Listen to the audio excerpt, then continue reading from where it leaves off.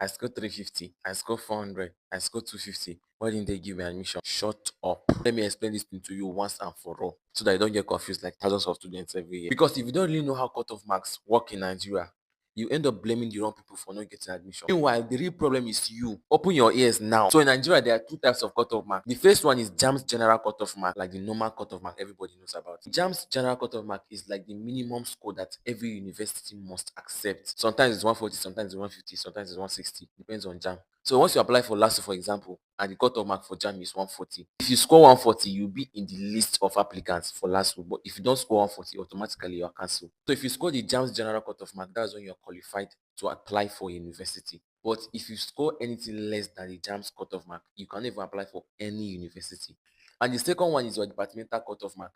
That's the most important one. And what most people do is they focus much more on their UTME. They focus much more on JAMB than their departmental cutoff mark. They'll end up getting 300 in JAMB and they will not fail their post UTME, automatically cancelled. So this is how every university actually determines their cutoff mark for every year. The first thing is they have to check the number of applicants. Let's say 40,000 people apply for nursing in Unilag. They will now check the number of people that that department can take. If, for example, 40,000 students are applying for nursing in Unilag, and there's only 1,000 space available for that department, that nursing in Unilag, that means they have to remove 39,000 students. How are they going to do that?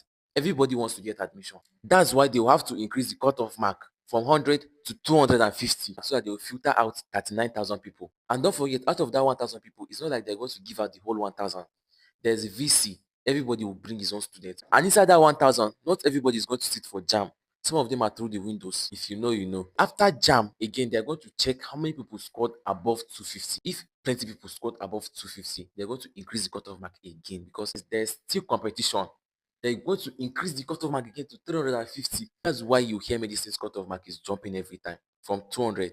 Tomorrow is 350. It will keep increasing. Guy, forget your JAM general cutoff mark. Your departmental cutoff mark is what matters more than your JAM cutoff mark. Put more effort in your post UTME than your UTME because JAM will not give you admission. It's your school that will give you admission. Even if you score 350, if you don't reach your departmental cutoff mark, it's as good as nothing. You're not going to get admission. They will not give you admission. You're not going anywhere. That's why some people will score 300 and they will not even get computer science. That same school you want to apply for, there are thousands of people that want to apply for the school. That same course, there are thousands of people like you that want to go and study the same course in the same school.